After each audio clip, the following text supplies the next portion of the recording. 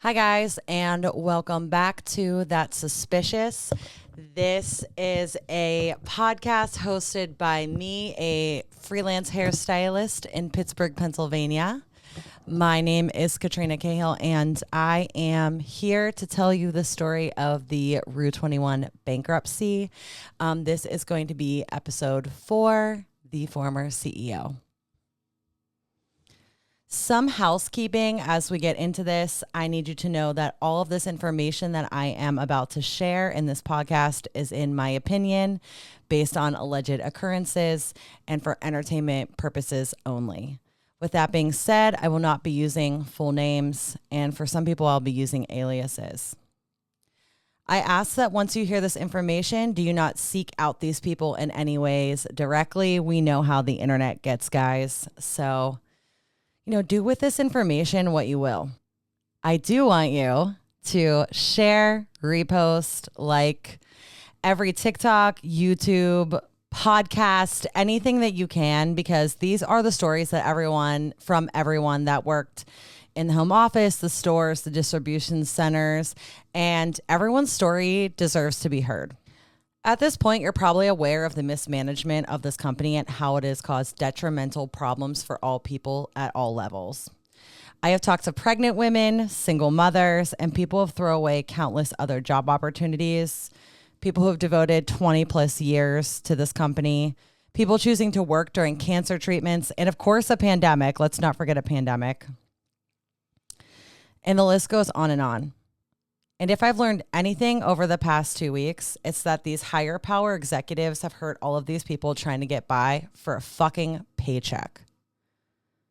No matter what their story is, on May 2nd, 2024, during a meeting, all of these people lost their jobs with a pre-recorded three-minute video. Yes, I said 3 minutes. Yes, I said pre-recorded.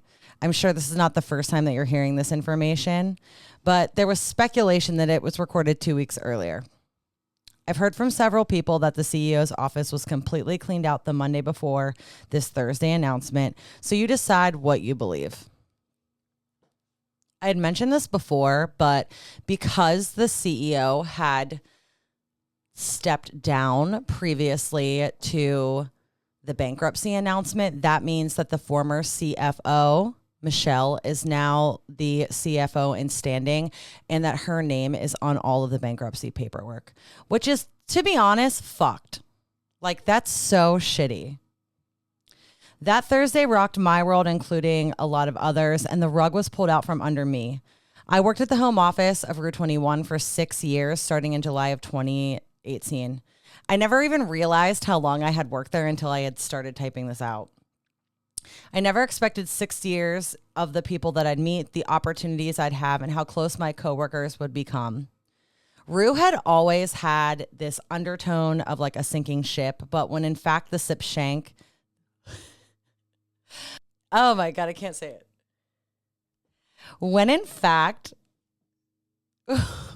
when the ship finally sank, and with such quick action, it was truly jarring to all of us. It was literal chaos because it caught wind the day before it had happened. And even then, I think we all still had a little bit of hope. If you watch the previous episode that I'm releasing before this, I went into this like pretty in depth. The day before mid-afternoon, the entire office was told to evacuate the building due to a maintenance issue. And of course, everyone knew that that was fucking bullshit. And I'm not going to spill the tea about what happened next because your mama didn't raise no snitch. And honestly, I hope the higher ups wonder forever and ever who blew the whistle. But let's just say word spread fast. And this employee was extremely upset. So they knew what they knew. They knew that the jobs were going to be gone the next day. And they told everyone. Thankfully, at least some people had some warning. The next day asked my friend if I could sit in on the town hall meeting with her where we saw that 3-minute video, and within minutes, everyone was unemployed. This is the story of the man who created this situation. Again, this information is alleged. Josh, the former CEO, is the person that took down Rue 21. Just a little bit of backstory on Josh. He worked for Abercrombie and Fitch for 16 years. He worked for AM Retail for 7 years, GNC for 3 years. He was let go in January 2023, and he became a Vitamin Shop board member in August 2023. Remember that. We're going to come back to it. And then he joined Rue 21 April of 2023. I bring this up because this is so important, because I want to tell you what was going on at Abercrombie and Fitch during those years that he was in office. Now, he was not the CEO there, but I just want to let you know the culture that he was living in. And I want you to think about this and keep this in the back of your mind as I tell you the rest of this story. So Abercrombie and Fitch was formed in 1976, and they actually filed Chapter 11 bankruptcy in 1977. So literally a year later, they had to close their flagship store on East 45th Street in New York City. While Abercrombie and Fitch went out of business during its bankruptcy, which is what's currently happening to Rue, the brand survived. In 1978, Oshman Sporting Goods, a Houston-based retail chain, bought the defunct firm's name and mailing list for $1.5 million. So that was about equivalent to $7 million in 2023.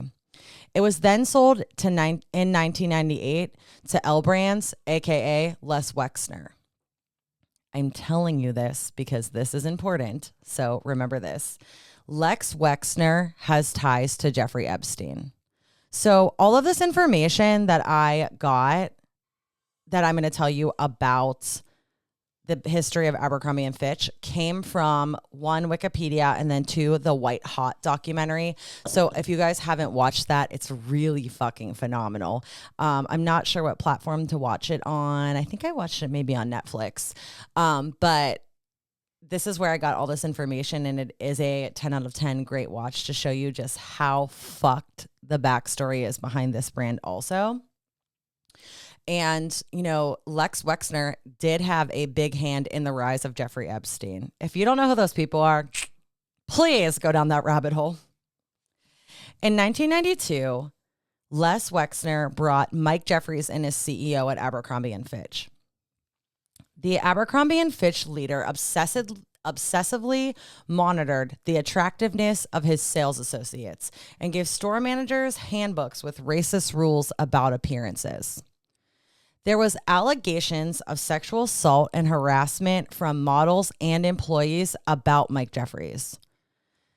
Not only did he monitor attractiveness, he also felt that a lot of things were unacceptable, including dreadlocks. That's starting from the top. Like, he didn't want models, any people of color, anyone that had any type of hairstyle that wasn't just a blonde chick or dude. He wanted only surfer, skinny, blonde, white people. And that went down all the way from the models to the employees in the corporate office to the actual people in the stores. You had to be attractive through and through if you wanted to work for Abercrombie and Fitch during this time.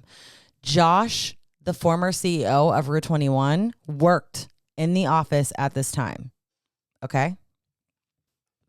Mike Jeffries refused to hire a Muslim woman, and the case went all the way to the Supreme Court. And the reason for that was because they wanted her to remove her hijab. That's fucked. Okay. And you know, luckily she won her case, went all the way up to the Supreme Court. In 2004, Abercrombie and Fitch had a lawsuit against them because the company was accused of discriminating against African Americans, Latinos, Asian Americans, and women. If you guys watch the White Hot documentary, you'll even see that there was racist t-shirts against Asians with, I'm not even going to repeat it. Like, some of the logos were so fucking horrifying. And of course, this lawsuit was actually about the store management positions because they only wanted Caucasian males in the management positions within the stores. So if you were a person of color or a woman, you were never going to be in any type of higher tier than just a regular brand associate. Abercrombie and Fitch also notoriously did not make a size bigger than a large. So of course, like, in the same breath, also being fat phobic because they were not being inclusive to all sizes. In 2006, in an interview with Salons, Jeffries was quoted, It's almost everything. That's why we hire good-looking people in our stores. Blech. The ick. Because good-looking people attract other good-looking people, and we want to market to cool, good-looking people. We don't market to anyone other than that. Does this sound familiar about some of the quotes of our former CEO who said things like, "We don't work with losers. We don't want any losers. We only want winners. Josh only hires winners." Does that sound familiar? Because this is the culture that he was working in at Abercrombie and Fitch. Jeffries also told a reporter in 2006, "Candidly, we go after the cool kids. We go after the attractive all-American kid with a great attitude and a lot of friends. A lot of people don't belong in our clothes, and they can't belong. We are exclusionary." Absolutely. I definitely did not say that word wrong, but he meant that they were exclusive to the cool kids. Does that sound familiar to anyone? Because that sounds familiar to some of the things that we heard happening inside the doors of Rue 21. Specifically about the cool kids, the upper echelon, if you guys watched the email, the podcast that I did called The Email, and you heard some of the inner workings in the store and how not only did Josh hire in all of his friends, but those friends purposefully excluded the people within the office just to make sure that they were part of their own cool kids crew. That is suspicious. It sounds a little too familiar. In 2014, sales plummeted and Jeffries left. And guess what, guys? When Jeffries left, he had a big old severance package. Do you know what happened to the people at Rue 21? They didn't get any big old severance package. They got paid out their fucking PTO.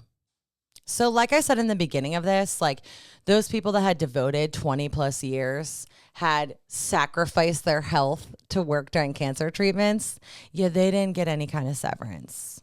But I'm sure our execs did. Again, that's alleged. But, with the pay raises that came in, I'm sure that they didn't leave without one. So I tell you all of this because I wanted you to realize that some of that culture became the blueprint for Rue 21, right? And it's just a little bit suspicious that someone can come from that, work from that in 16 years, then work for their next company only for 7 years, then work for their next company only for 3 years, and then literally catapult a company into bankruptcy in just one singular year. It's funny what power does to the head. Okay, so of course, he was at Abercrombie. I really have not spoken to anyone from AM Retail. If you guys have a connection to that, please reach out to me because I'm not really sure of anyone I know that works there. I think they're also based in Columbus. So moving on to GNC. Josh, the former CEO of Rue 21, was at GNC for 3 years. The most important piece of this is that this man never actually saved the company. When he came to Rue 21, there was this fucking story attached to him that he was like the guy that saved GNC. And I feel like maybe some of that even trickled back a little bit further, that maybe he did something at Abercrombie and Fitch too. I'm not really sure, but I feel like there was this big aura around him of like, this man saved the company. And it's not true, guys. He never did. What actually happened was he went into GNC as the CEO. He talked GNC into taking out a extremely large loan to pay off their debts. And they did. And guess what? That was in, what year did he start there? Okay, it's 2024. He was there for 3 years. 2021. They're still paying it back. They still have not paid back this loan. And all of this information that I'm about to tell you about his history at GNC, this is coming from former employees that work there, current employees that worked there, people that left GNC and came to Rue 21 with him, and of course, our girl, Kit Campoy. Girl, I'm so sorry if I'm mispronouncing your name. She has now written 2 articles about the Rue 21 bankruptcy, the voice of the frontline. I will make sure that I add those into the show notes on this podcast. And of course, if you are friends with me on TikTok, then you can go ahead and it's in my actual link tree in my bio. So if you're looking for it, it's there. And I really, I want you guys to read it because she has got such good information. She really has done her research and talked to a lot of people. Okay, so moving into his history behind GNC. He didn't actually save the company. He was just some fucking playboy with a title, right? He also was fired unexpectedly because he was constantly on vacation. At the point where he got fired, he had been gone for 3 weeks. This man came in balls to the wall and said, I'm in power. I'm going on vacation. If you don't know this about Josh, he gets a fucking hard on for a fancy car. He drove a different car to work every single day at Rue. And I had mentioned this before. He literally got the parking lot paved because his fucking Porsche or some dumbass small sports car was hitting this pothole that was literally nowhere near his office or where he parked. But so he was just whipping around this office in these fancy cars, taking 3-week-long vacations, and they nixed him while he was on vacation. Dude, when I heard this from a former employee, I said, you deserve it. Like, the fact that you are such a fucking narcissist, in my opinion, that you think that it doesn't matter if you show up to your job and you're just going to immediately go on vacation. Icky. You're disgusting. So I love that they just said, bye, get out of here. But so he was extremely upset about this. And that's when he really got revved up and he chose vengeance, guys. What he did from there was that he not only immediately took this position at Rue 21. Let me scroll back in my notes and tell you the actual time frame. Okay, so he left in January 2023 of GNC. He was let go. April 2023, just like a few months later, he gets onboarded on at Rue 21 as a savior. And then he joins the Vitamin Shop board. So he's a board member. He doesn't work at the Vitamin Shop. He's a board member in August of 2023. So a very big year for him, right? So in saying that, he immediately went for the throat. A few weeks after he accepted his job at Rue and became a board member of the Vitamin Shop, he immediately started feeding intel to the Vitamin Shop about upcoming campaigns at GNC.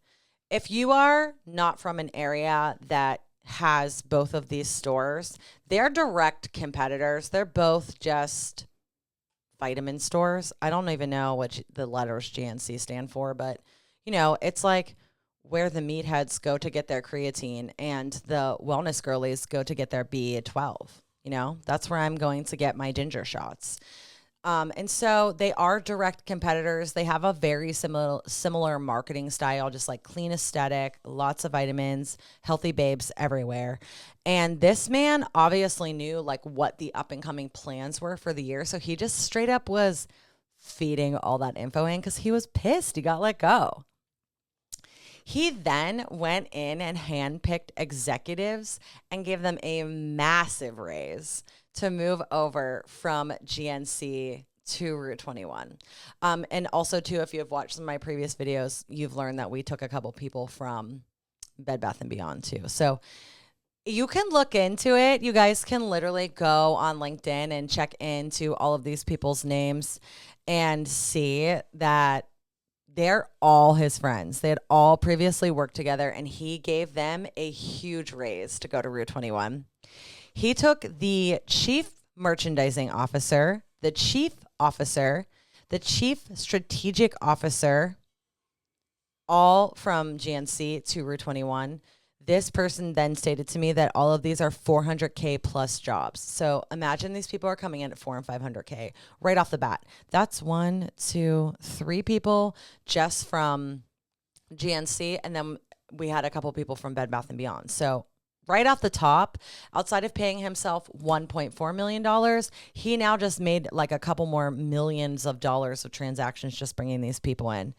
He took 20 to 30 people from IT all at once and left the HR department in absolute shambles. So he went into GNC, offered all of these people more money to come to Rue in IT and HR, and completely wiped out the departments. The people that were left at GNC were absolutely fucked. Not having an IT department and not having an HR department, can the company even still run? No. Literally no. I'm sure and on top of that, they're paying back this loan. Like there's no way. There's no way that this ship was not about to sink. So the fact that they're still hanging on is honestly really impressive. And if that was you that had to go and work in these dire circumstances, I am sorry. And I truly can't believe I never heard anything about this, because the other thing about being a freelancer is that there's only so many places to freelance in Pittsburgh, Pennsylvania. And a lot of my friends did work at GNC shooting like laydowns. So photographers and product stylists. And I've never heard situations from them where they weren't getting paid. I never heard situations from them where, like, everyone dropped over dead in one day. But it happened. People are coming forward now. The people that were working in the corporate office, they're all coming forward now and telling this to us. I've heard this story about the IT and the HR department, I think, like 20 times at this point. As Rue 21 was hitting their bankruptcy announcement, so like literally a month before the announcement of the bankruptcy, Josh was still reaching out to individuals at GNC to come over to Rue 21. So May was the announcement, end of May. Literally April, this man is still offering people money to come over. And if you guys, I'm sure I've said this, I think I only said this on TikTok, I don't think I've mentioned this here yet.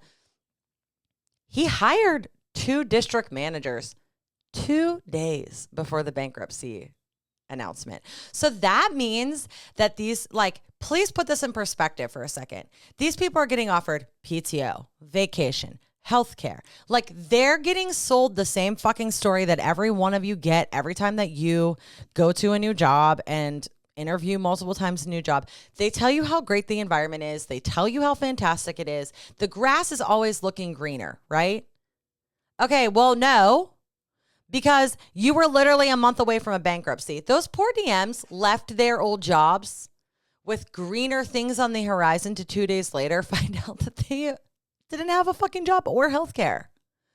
Like, that is a monster. I want you to keep all this shit in the back of your head as I keep talking, because I don't really want to glaze over anything. It's fucking bananas that this man got away with this. He was hiring GNC employees out of spite, even though the positions were not open. We had learned this about the higher up execs. Those positions were not open and available for the higher ups. He literally just came in and said, bye guys, I don't want you here anymore. I want my friends in here, and gave them these positions with a pay raise for no reason. And guys, he nixed the Pride campaign at GNC. I don't know further detail on this, but I know a lot of detail about him nixing the Pride campaign at Rue 21. So I will go into detail then, because I was there as it happened, in my perspective. We are going to stop with part 1 right here, and I will see you guys for part 2 and learning more about Josh at Rue 21 and the history of Rue 21 on the next episode of That's Suspicious. Thank you. See you guys next time.